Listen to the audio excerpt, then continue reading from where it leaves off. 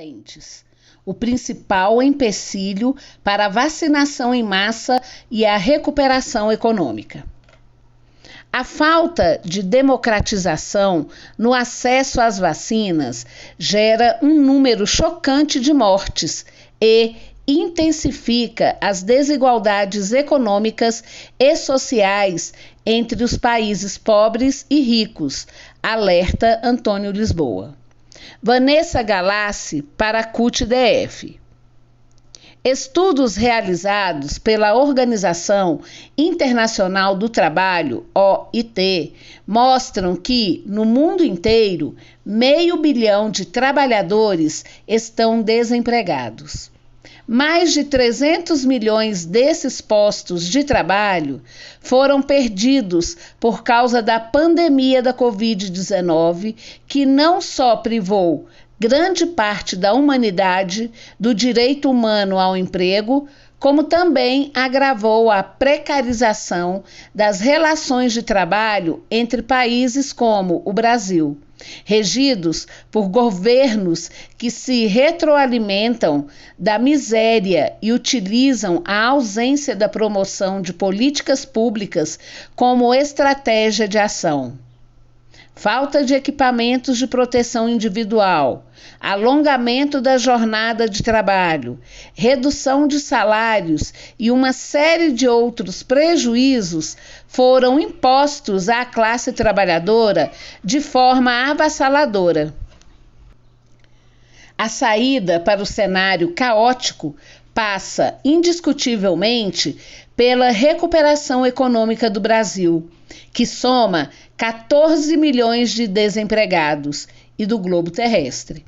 Essa mudança de rumos tem como condicionante a superação da pandemia da Covid-19, que só pode ser concretizada com a vacinação de pelo menos 70% da população mundial. No Brasil, a imunização contra o vírus, que já matou mais de 370 mil pessoas até o dia 19/4, caminha a passos lentos. No país, que já vacinou 18 milhões de crianças contra a poliomielite em um único dia, apenas 12,17% da população, 25,7 milhões de pessoas, recebeu ao menos uma dose de imunizante contra a Covid-19. A marca foi atingida no último dia 16 de abril, 3 meses após o início da vacinação no país. Se levado em consideração o número de pessoas que recebeu as 2 doses do imunizante, a porcentagem cai para 4,31% da população. Os dados são do consórcio de veículos de imprensa, formado para dar transparência aos números sobre a Covid-19, após o governo Jair Bolsonaro restringir o acesso a dados sobre a pandemia. É indiscutível que grande parte desse cenário pesadelo imposto a brasileiros é resultado da ineficiência do governo federal, que cometeu e segue cometendo uma série de atropelos com a política externa, além de não ter pudor de atacar políticas públicas, principalmente as do setor de saúde. Não por menos, o presidente da República ganhou o título de genocida.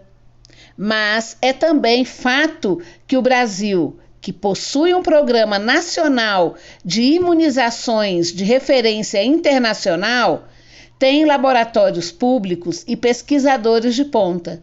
É também acometido pela insuficiência da produção global de vacinas.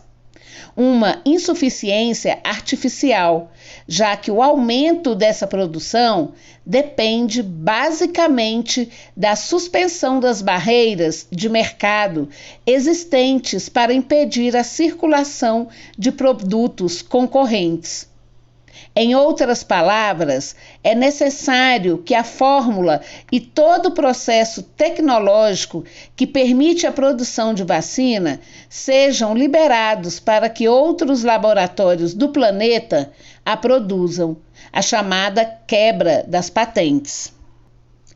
A solução seria simples, não fosse o sistema econômico adotado principalmente pelos países no norte global, na corrida pelo acúmulo de lucro e a manutenção do poder. Países como Estados Unidos e a maior parte dos europeus, principalmente Itália, França e Alemanha, traçam o caminho contrário.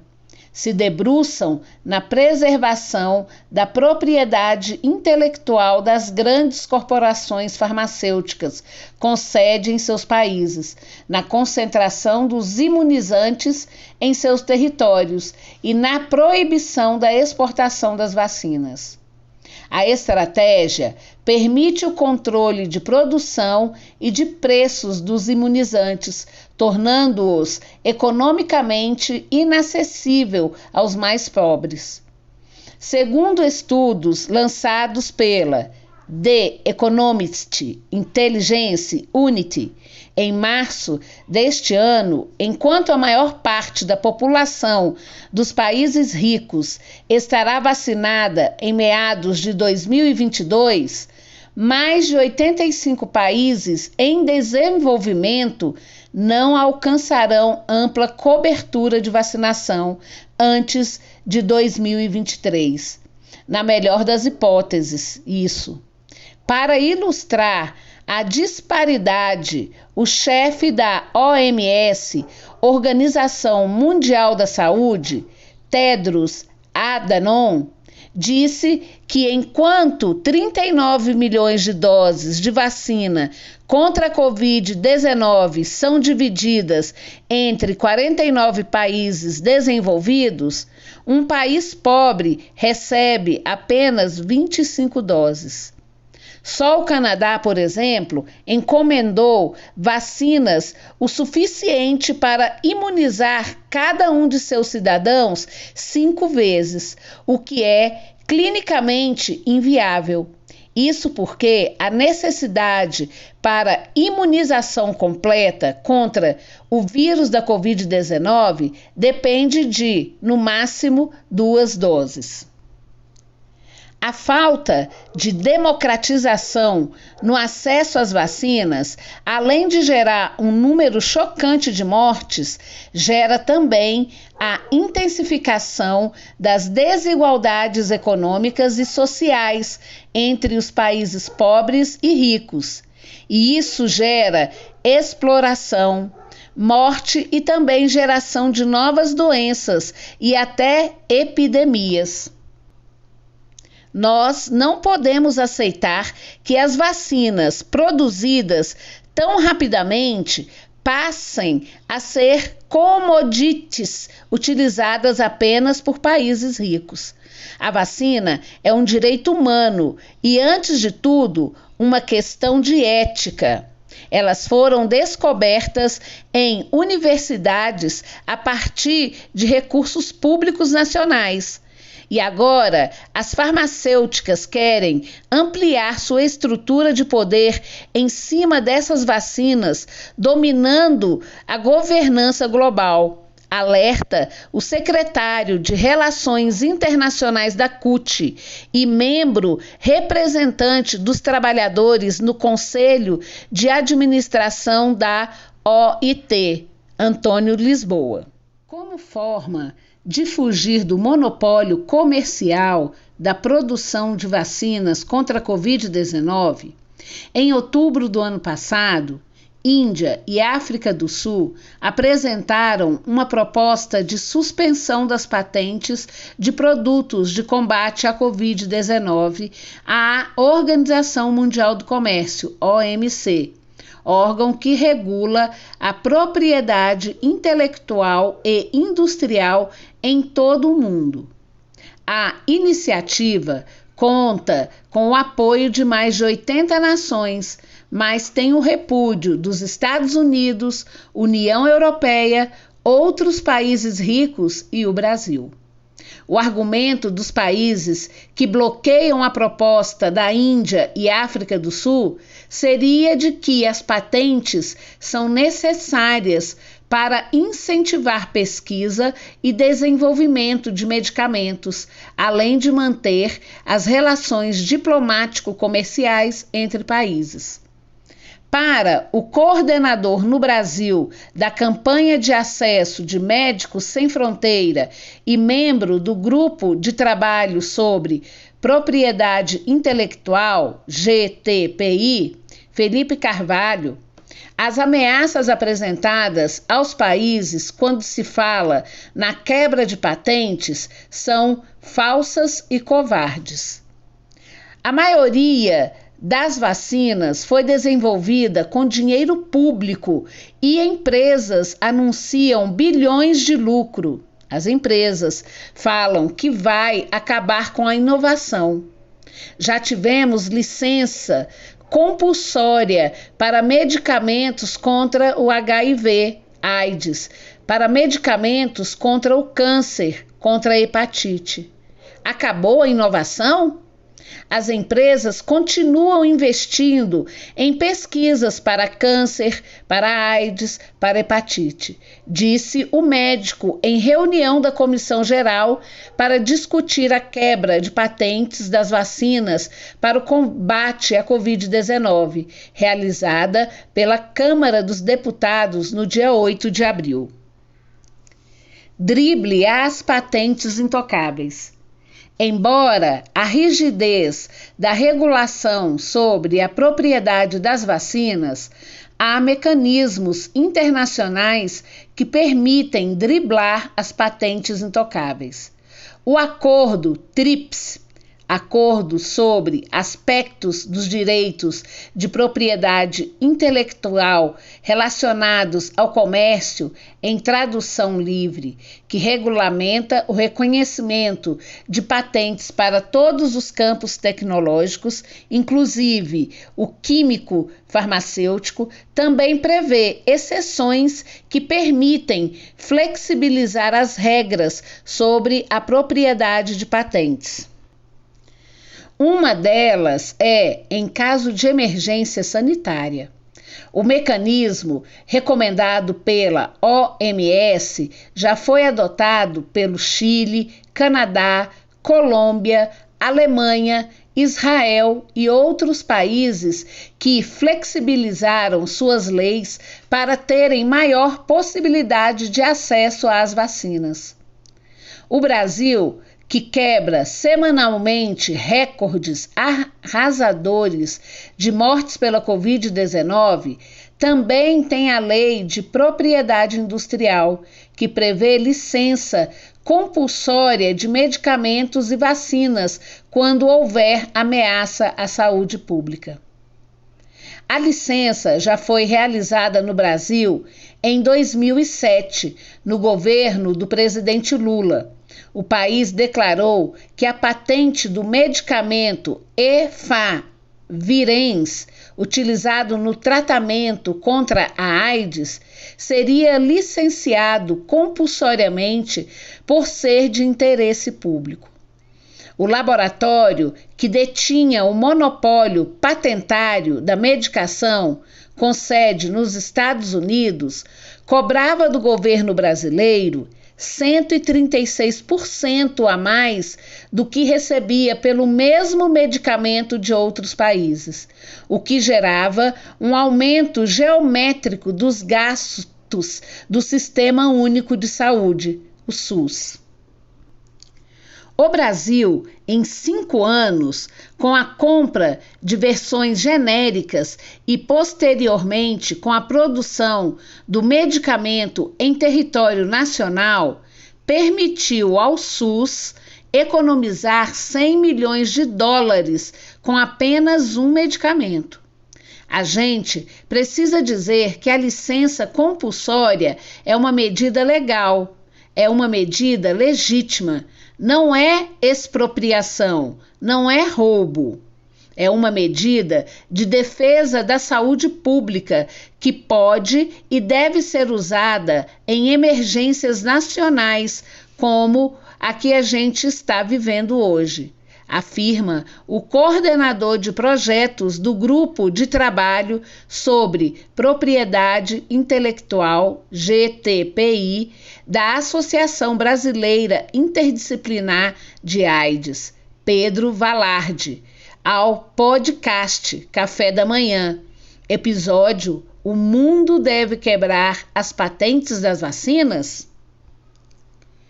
Diante da atitude vergonhosa do governo Jair Bolsonaro, que avalia que o atual sistema de patentes já garante acesso aos produtos de forma igualitária a todos os países em caso de necessidade, projetos de lei vêm sendo apresentados no Congresso Nacional. Na Câmara dos Deputados, um dos principais projetos é o 1462/2020, de autoria do deputado Alexandre Padilha, PT-SP. O PL tomou formato pluripartidário com a subautoria de parlamentares de várias outras siglas. Pelo projeto em situações de emergência nacional de saúde pública, devidamente decretadas pelo governo federal, como é o caso da Covid-19, o licenciamento compulsório seria automático. Pela lei, o governo federal tem que realizar consulta à empresa que tem a tecnologia necessária para a produção do medicamento ou vacina. Depois, fazer um decreto que anuncia que fará o licenciamento e, caso a empresa não coloque o produto à disposição para outros produtores, aí sim entra o licenciamento compulsório, explicou Padilha no programa Palavra Aberta da Câmara dos Deputados. Segundo o deputado, o projeto de lei não tira a patente das mãos da empresa que descobre o medicamento ou a vacina. Se outros produtores passarem a produzir aquele medicamento ou aquela vacina e o governo comprar de outros produtores ou mesmo hospitais privados comprarem, a empresa, continua com os royalties, diz o PL 1462/2020. Está na Comissão de Seguridade Social à Família.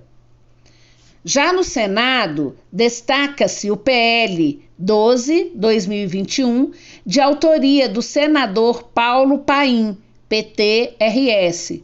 O projeto que suspende a obrigação do Brasil de fazer cumprir as sessões de acordo TRIPS enquanto durar a pandemia da Covid-19, foi retirada da pauta no último dia 7 de março, a pedido dos senadores Eduardo Gomes, MDB-TO, e Fernando Bezerra Coelho, MDB-PE, líderes do governo Bolsonaro no Congresso e no Senado, respectivamente. Iniciativa Popular. No último 7 de abril, Dia Mundial da Saúde, a CUT deu peso à campanha em defesa da vida. Em todo o país, foram realizados protestos com o tema Salvar Vidas e Proteger o Trabalho. Vacinas para todos e todas, em defesa da quebra de patentes. A iniciativa foi realizada em consonância com a ação global deflagrada pela Confederação Sindical Internacional, CSI. A necessidade de se suspender as patentes é a necessidade de barrar que monopólios comerciais impeçam o Brasil e o mundo de salvar vidas. Ser contrário à suspensão das patentes é também impedir que nosso país e países em desenvolvimento restabeleçam o equilíbrio econômico. É impor ao povo brasileiro e de todo o globo desemprego, fome, miséria. O debate sobre a quebra das patentes não é um debate sobre teses jurídicas, é um debate sobre salvar vidas. Por isso, o fortalecimento da campanha pela quebra das patentes e pela democratização do acesso às vacinas é uma tarefa urgente. As trabalhadoras e trabalhadores de todo o mundo anseiam e esperam por vacinas para todos e todas, afirma o secretário de Relações Internacionais da CUT, Antônio Lisboa. Enquanto o presidente Jair Bolsonaro segue sendo fiel aliado do vírus mortal, a classe trabalhadora, organizada por entidades sindicais, entidades da sociedade civil comprometidas com os direitos humanos e representantes políticos interessados em um Brasil saudável, articulam ações para frear a Covid-19. A tarefa que encontra como oponentes os gigantes do imperialismo e o presidente aspirante a líder da extrema-direita mundial. É, na mesma medida, urgente e desafiadora, e faz refletir, sobretudo, sobre o mundo que queremos quando a pandemia